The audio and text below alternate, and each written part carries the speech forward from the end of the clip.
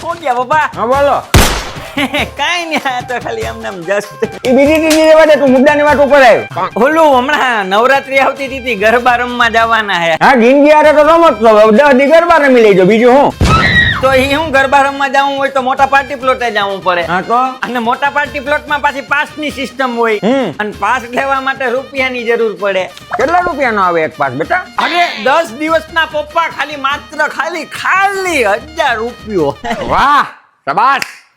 બાપા અહીંયા રાતની કાળી મજૂરી કરીને માન 1000 રૂપિયો કામીને આવતો હોય, મહિને ખાવા પીવાના લાઇટ બિલ ના બધીના કટલા કાઢતો હોય, અને એમાંય છોકરાઓને 10 દિવસનો પાસ ખાલી 1000 રૂપિયા. ખાલી ચાનો મનો છે ને અહીંયા આપણે ગરબી ચોક છે ને હમણાં ફાળો દીધો, ન્યા રહી જાય, ન્યા કામ કરવા લાગીએ, ન્યા 10 દી રમવાનું છે. ક્યાંય પાર્ટી પ્લોટમાં ક્યાંય જવાનું નથી, રમવાનું કહી દઉં. દો હું ભાઈ તમ દરરોજ એવું જ કરતો અહીંયા મારા બધા નિહારવાળા ભાઈબંધ ને બધા સાહેબો ને મેડમો ને ઓલા ઇંગ્લિશ વાળા મેડમ ને બધા આવે છે. તમ દર વખત આવું જ કરતો હોય. ના જો ને લે બેટા મારા હાટુ એક પાસ લેતા આવજો.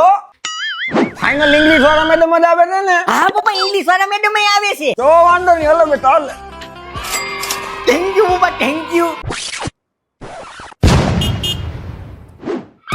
એટલે બેટા બોલું આપણે તારી મમ્મીનો એક પાસ 1000 રૂપિયા આપતો તો ગાંધી 1000 રૂપિયા તારું લાગ દઈ દેજે ને, એમાં હું છે બેટા પારિવારિક પાસ દેવાનો, પારિવારિક. ઓકે પપ્પા.